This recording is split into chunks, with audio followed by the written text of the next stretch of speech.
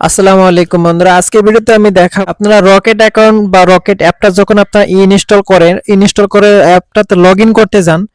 Rocket অ্যাপে number password সবকিছু সঠিকভাবে দেওয়ার পরেও যখন হচ্ছে এই লেখাটা দেখায়, আপনারা এই সমস্যাটা কিভাবে সমাধান করবেন ভাই? আপনারা বিশ্বাস করবেন কিনা জানি না, আমি এটা ঠিক করার জন্য কাস্টমার কেয়ারে ভাই না হলেও আমি আপনাদেরকে দেখাই, প্রমাণ দেখাই এটা আমি কিভাবে ঠিক করছি। ঠিক আছে, কাস্টমার কেয়ারে যে দেখেন, ডাচবাংলা কাস্টমার কেয়ার 16216 নাম্বারে না হলে ভাই দেখেন কতগুলো আমি কথা বলছি, কতদিন কথা বলছি দেখছেন।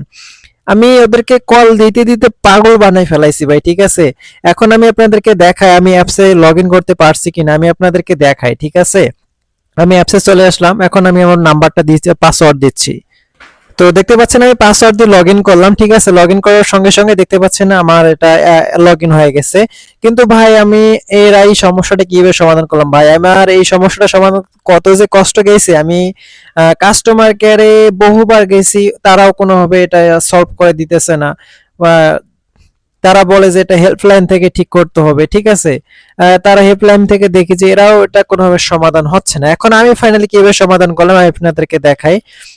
আপনাদের কাজ এখানে দেখানোর মধ্যে কিছু নেই, আমি ফাইনালি বলতেছি। সেটা হচ্ছে সর্বপ্রথম হচ্ছে আপনাদের কাজ হচ্ছে রকেট অ্যাপটাকে ক্লিয়ার করে দাও, চাপ দিয়ে ধরে থেকে অ্যাপ ইনফোতে যাবেন। অ্যাপ ইনফোতে যাওয়ার পর একটু নিচের দিকে আসবেন, এখানে দেখতে পারবেন যে স্টোরেজ এন্ড সেস এই লেখাটা আছে, এখানে ক্লিক করবেন। ঠিক আছে, এখানে ক্লিক করার পর এটা ক্লিয়ার ডাটা করে নেবেন। তো আমি এটা ক্লিয়ার ডাটা করে নিচ্ছি না, কারণ আমার এটা লগ ইন হয়েছে। আমি তারপর এটা ক্লিয়ার ডাটা করার পরে আপনারা যদি মোবাইলে ডাটা দিয়ে চালু করে থাকেন তাহলে ডাটাটা বাদ দিবেন। ডাটাটা বাদ দিয়ে অন্য একজনের মোবাইল থেকে হটস্পট নিয়ে আপনারা কাজটা করতে পারেন, অথবা ওয়াইফাই নিয়ে লগ ইন করবেন, দেখবেন যে ইনশাল্লাহ আমার লগ ইন হয়ে যাবে। ঠিক আছে, মূলত আমি অন্য একটা মোবাইল থেকে হটস্পট নিয়ে তারপরে এটা আমি লগ ইন করছি, দেখি যে ইনশাল্লাহ লগ ইন হয়ে গেছে। ঠিক আছে, এই সমস্যাটা মূলত এইভাবেই সমাধান করতে হয়।